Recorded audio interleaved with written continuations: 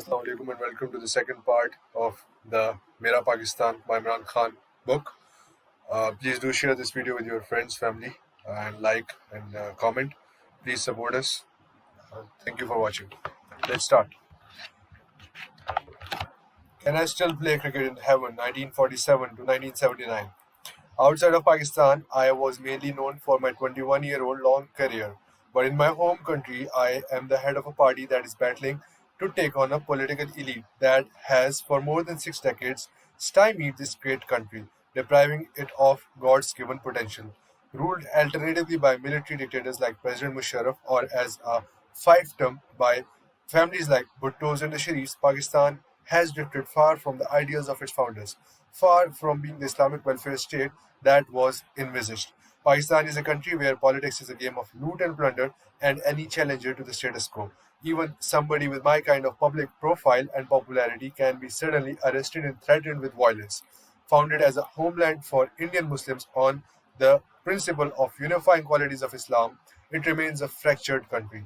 Kashmir to the northeast has been, since independence, the subject of a violent dispute between India and Pakistan, the region divided between the two. In the northwest, a civil war between the army and the militants plagues the Pashtun heartlands of Khyber Pakhtunkhwa and the FATA, the federally administered tribal areas. The Balochistan, a vast, rugged, unexplored, and thinly populated province bordering Iran and Afghanistan, simmers with a separatist insurgency. To the south, the Arabian Sea washes against the shores of Balochistan and Sindh, where the provincial capital Karachi is riven with fighting between various ethnic groups, including Pashtun immigrants and the descendants of Muslims who came from the other side of the border at the partition, referred to as the Muhajirs or the refugees.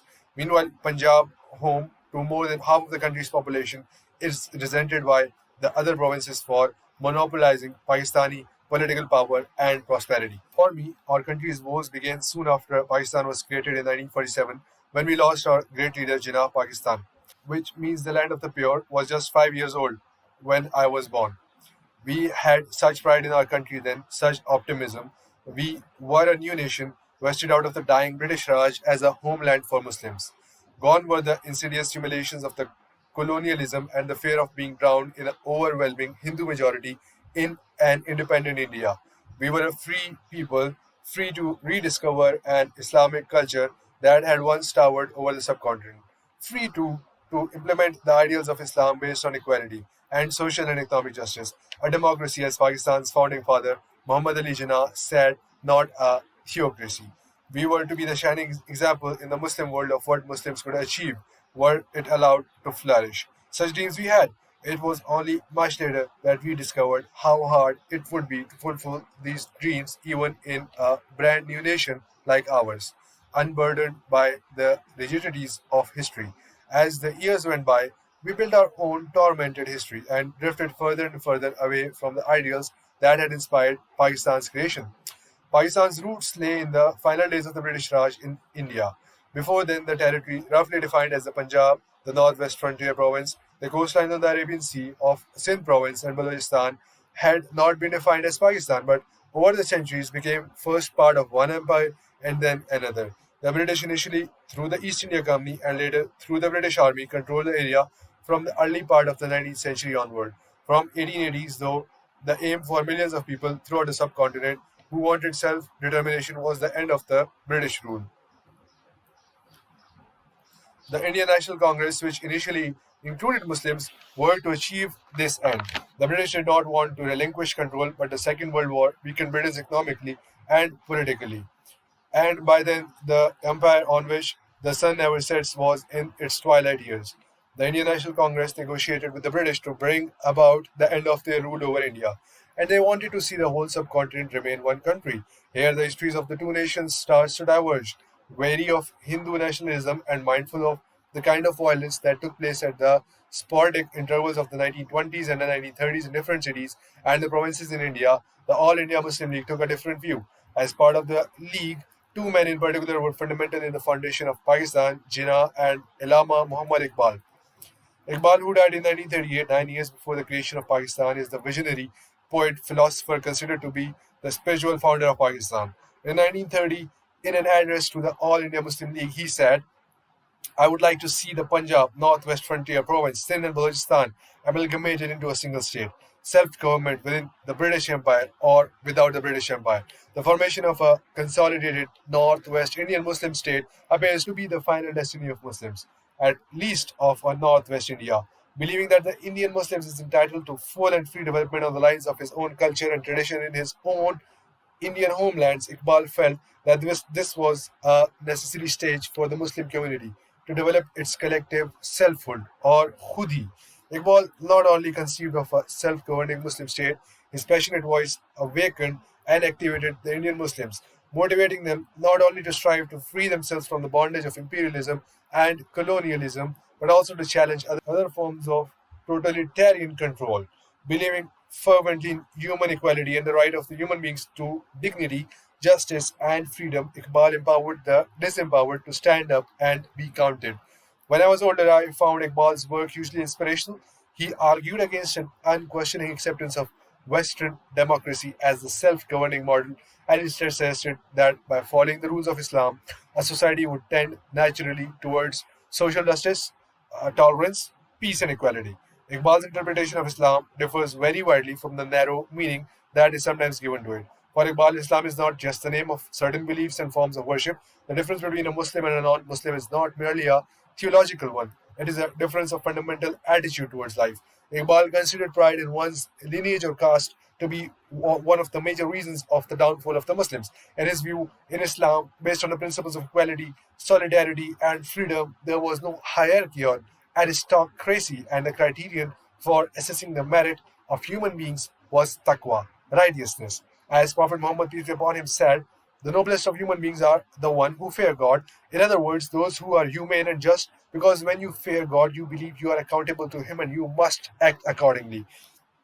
To Iqbal, the culture of Islam did not consist of the actual cultural practices of Muslims. It was an ideal value system based upon the ethical principles enshrined in the Quran. He believed that Islam provided the guidance needed by human beings to realize their God given potential to the fullest. In his philosophy of Khudi, Iqbal presented the blueprint for action that would lead to intellectually sound, ethically based, and spiritually grounded development of individuals and communities. Iqbal and others such as Sir Syed Ahmad Khan, who was born in 1817 and who died in 1898, urged the Muslims to obtain a Western education and established the Aligarh University for this purpose, argued that this vision of an ideal society could never be achieved as long as Muslims remained in a minority in a Hindu dominated India. It was not only that India, with its caste system and social inequality, was the antithesis of everything they wanted. It was also that such a bold experiment of recreating the ideals of Islam would never be achieved in a country where Muslims were in the minority. At the time, much of the Islamic world was under European colonial rule, and realizing the promise of Islam required a country, or at least a state, within India where Muslims would have the opportunity to live according to the highest ethical ideals and the best practices of their faith. When Iqbal died in 1938, my father was one of the many who attended his funeral. It was left to the lawyer, politician Muhammad Ali Jinnah to create that country. Iqbal was an idealist, but he offered concrete guidance to Muslims about how to live a life grounded in integrated vision of the Quran. Jinnah also combined idealism with pragmatism, somewhat formal and fastidious and a little aloof and the imperious of the manner, his calm, hauteur, mask, a naive and eager humanity, an intuition quick and tender, a humor gay and winning. The obvious sanity and serenity of this worldly wisdom disguised as shy and splendid idealism, wrote Sir Sarojini Naidu, the first woman to become the president of the Congress Party. Jinnah had originally been a member of the Indian Congress Party and an ambassador of Hindu-Muslim understanding committed to a united India, yet he had fallen out with the Mohandas Gandhi when the Islamic Caliphate finally collapsed in Turkey after the First World War. It was Gandhi who led the protest for its restoration. Seeing in this a way of challenging the British, Jinnah opposed the movement. He also disliked Congress leader Jawaharlal Nehru, who he felt had used his closeness to the Britain's Viceroy of India, Louis Mountbatten, to outmaneuver India's Muslims in their fight for political power. Mountbatten, in turn, had no patience for the legal constitutional niceties put forward by Jinnah to seek special electorates to safeguard the interests of the Muslims. Mountbatten's wife, Edwina, was so close to Nehru that many Pakistanis afterwards believed that they had an affair, which turned the British policy in favor of the Hindus. Muhammad Ali Jinnah, Jawaharlal Nehru, Mohandas Gandhi, and the Congress member Maulana Abdul Kalam Azad, a Muslim leader of the Indian National Congress, who later became Education Minister in India's government, were four giants of independence movement. Even if they had their own idea of what freedom meant for the people of India, even Gandhi and Jinnah, despite their differences, held views in common. Both believed that their no countries were not secular ones, but one in religion would play an important role. Gandhi said, "Those who say religion has nothing to do with politics do not know what the religion is," as he thought that a politics without religion would be immoral, while Jinnah, some years later, in a speech to the State Bank of Pakistan in 1948, reiterated that we must present to the world an economic system based on true Islamic concept of equality and manhood and social justice. We still thereby, by fulfilling our mission as Muslims, both Jinnah and Gandhi believed that it was the compassion preached by every religion that could become a counterweight to materialism. Anti-British unity fractured after the Khilafat movement, and from the late 1920s, political battles within the Congress led to unrealistic demands being made of the Muslim organizations. This intransigence meant that Hindu revivalists were left with the greater part of the blame for the failure to reach some form of Hindu-Muslim agreement, observed Professor Francis Robinson. Jinnah no longer believed Muslims would be safe in a united India. At a meeting of the Indian Muslim League in Lahore in March 1940, Jinnah added his voice to call for the creation of two states, one for Hindus, the other for Muslims. It is extremely difficult to appreciate why our Hindu friends fail to understand the real nature of Islam and Hinduism. They are not religious in the strict sense of the word, but are in fact different and distinct social orders. And it is a dream that the Hindus and the Muslims can ever evolve a common nationality, he declared. The Hindus and the Muslims belong to two different religious philosophies, social customs, literatures. They neither intermarry nor interdine together, and indeed, they belong to two different civilizations which are based mainly on conflicting ideas and conceptions. Their aspect on life and of life are different. It is quite clear that the Hindus and the Muslims derive their inspiration from different sources of history. They have different epics, different heroes, and different episodes. Very often, the hero of one is a foe of the other, and likewise, their victories and defeats overlap. To yoke together two such nations under a single state, one as a numerical minority and the other as a majority, must lead to a growing discontent and final destruction of any fabric that may be so built for the government of such a state. At this time, the democracy was still evolving in the world, and the people who did not believe that it could accommodate different religions and ethnic groups. In what is known as the Lahore Resolution, the meeting rejected the concept of the United India on the grounds of growing intercommunal violence and demanded that all the areas in which the Muslims are numerically in majority, as in the north, western, and eastern zones of India, should be grouped to constitute independent states in which the constituent units shall be autonomous and sovereign. 7 years later, Pakistan was born, although it was, as Jinnah complained, a moth-eaten state with far less territory than its supporters had envisaged. It was created in two wings, West and East Pakistan, separated by 1,000 miles of Indian territory. The great provinces of Punjab and Bengal had been split apart, and at least 1 million people died in the tide of migration as Muslims moved into Pakistan and Hindus and Sikhs fled to India. I had an uncle in the Pakistani army who was protecting the Punjab border crossing at that time. He always said that bloodshed he saw during these 6 weeks was worse than anything he had seen in 4 years of fighting against the Japanese on the Burmese front in the Second World War. He was appalled by the butchery from which not even women or children were spared. Estimates of numbers who died ranged from 2 lakh to over 1 million. More than 12 million were made homeless by the act of partition and had to travel long distances to settle in new parts of the country, and vast refugee camps sprang up as a result. The families and the communities were devastated as these widowed and orphaned in their slaughter had to take what was left of their belongings on a voyage to a new part of the country where they were unknown and often unwanted. Margaret Bourke-White, uh, the American photographer and the first female war correspondent, called partition a massive exercise in human misery. The experience for individuals in the accounts I heard and read was heartbreaking. A 16-year-old boy joined the Pakistani army and was based on the border. There were atrocities committed by all the sides, Hindus, Sikhs, Muslims. I saw people arriving on the trains that had been mutilated, women who had been raped, and children who had been traumatized. I remember thinking at that time, is this what freedom means? I had three uncles who lived in Simla at that time. Amid the chaos, we had lost contact with them. We never found them. Amid the horror, there were often stories of the Muslims concealed from their would be attackers by their Hindu neighbors, or the same tale but told by Hindu survivors. One such from Jung in West Punjab remembered Mr. Qureshi, who helped several Hindu families reach the border, only to be murdered as a non-believer by his family Muslims for having saved them. The madness that took place was exactly that, a madness. No one anticipated or dreamt that such things would happen, and certainly no one expected the violence to reach such height. Was it a reaction at the end of a British rule, a release of a pent-up frustrations after the decades of humiliation? It suited the British for there to be a division between the people of India, and they actively fostered this as an incoming viceroy, the Earl of Elgin, was informed in 1861.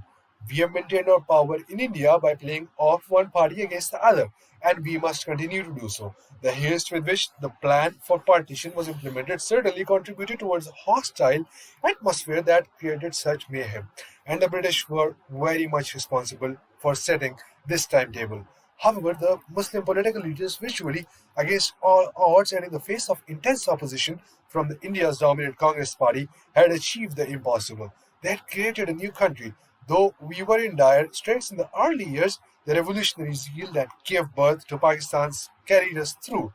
Democracy, though, never had an opportunity to flourish in Pakistan, as Jinnah died in September 1948, leaving us rudderless. In an era dominated by the great superpowers of the USA and the Soviet Union, Pakistan sided with the US. But even this was to prove troublesome. Our first Prime Minister, Liaquat Ali Khan, died in 1951, assassinated in Rawalpindi in the same park where many years later, in 2007, a former Prime Minister, Benazir Bhutto, would also be killed. He was killed by an Afghan opposed to the settlement that had left Kashmir divided, a man who felt Pakistan should be fighting to take it back. Many at the time saw more sinister signs in the murder. Amidst rumors of American pressure on Pakistan in relation to the access to Soviet airspace Pakistan could provide, the relationship Pakistan had with America as a nation, although not perhaps with its government, since this had never been a satisfactory one, and after 9/11, it only worsened. But more of that later. While India spent the early years of its independence with the stability provided by its first Prime Minister, Jawaharlal Nehru, who remained in office until his death in 1964, we began a slow slide into alternating military and civilian rule, which never allowed the political institutions to mature. We had other problems too, in part because of the division between the Pakistani elite and the masses. The idea of Pakistan had been conceived within a united India and found its major intellectual wellspring in what is known today the northern India province of Uttar Pradesh. The epicenter of the Pakistan movement was in areas that did not eventually become part of Pakistan. Later, various ethnic groups from the Bengalis of East Pakistan to the Baloch in the deserts running into Iran to the Pashtun in the tribal areas bordering Afghanistan would find reason to rebel against the state, often with disastrous consequences. Since Pakistan, and especially its army, was dominated by Punjabis, these different ethnic groups felt that they were denied both their economic and democratic rights, and sooner or later, all took up arms against the state. We also began our life as a country at war, fighting India over the territory of Kashmir in 1947 to 48, and the festering dispute since then had helped give the army, and by default, the majority Punjab element within it, a disproportionately powerful role in Pakistan. Yet, in the optimism and fervor of those early years, I believe we might have overcome all those difficulties had we been able to find a political system capable of implementing the egalitarian, democratic, and ethical ideals of Islam that had inspired the creation of Pakistan. Instead, the British trained bureaucrats had a low opinion of democracy, at least as far as Pakistan was concerned.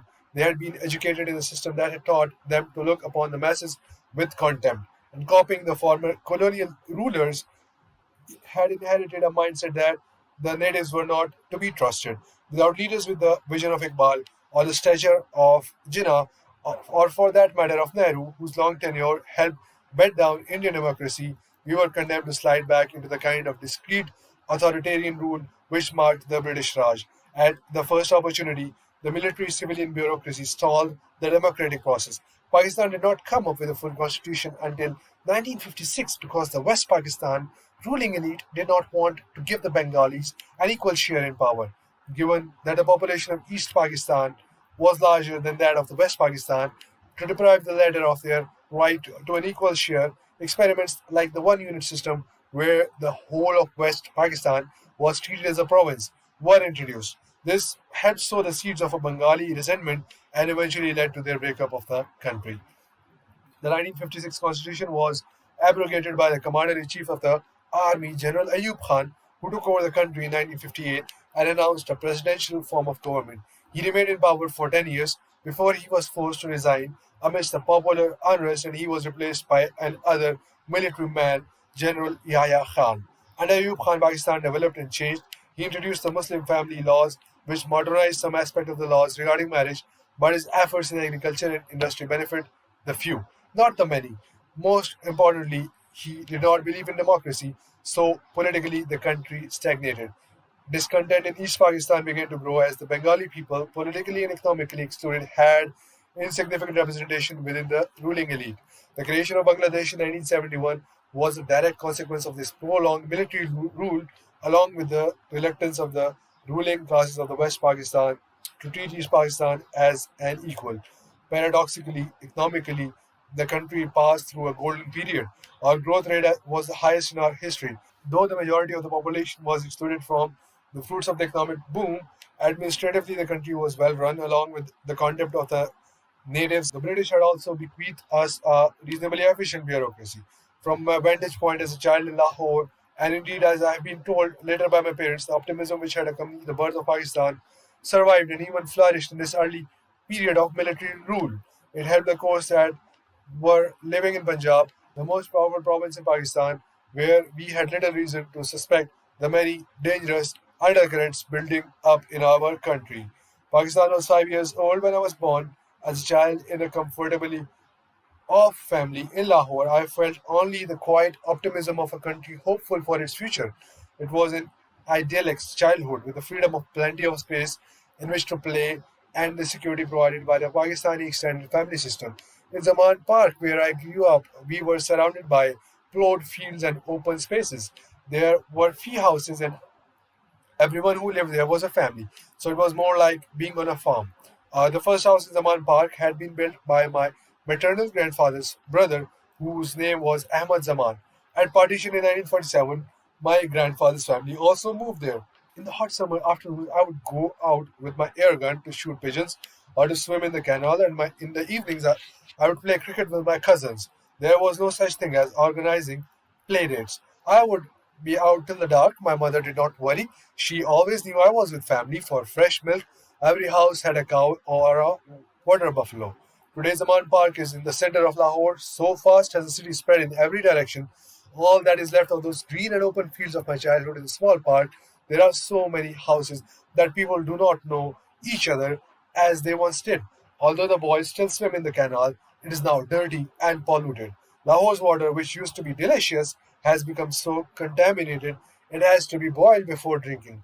I used to go to a school's friend farm that was barely 10 miles out of Lahore, and there, at the age of 14, I used a shotgun for the first time and bagged 14 partridges. It was the most thrilling thing I had ever done. My friend's farm is now part of a suburb of Lahore and has been transferred from a place of wildfire and green fields into a concrete jungle. Today, in the entire province of Punjab, there are probably only a handful of reserved areas where one gun can shoot 14 partridges. My mother would make us children go to see our maternal grandmother with our cousins every day for half an hour. These evenings were the most enjoyable. She would know everything that was going in our lives. In fact, she would get involved in all our problems, and we would tell her things that even our parents would not know. So, guys, we are at page 21 of page 257, and I think it is enough for today. We'll continue this in the next video. Thank you for watching. Take care. Goodbye. See you.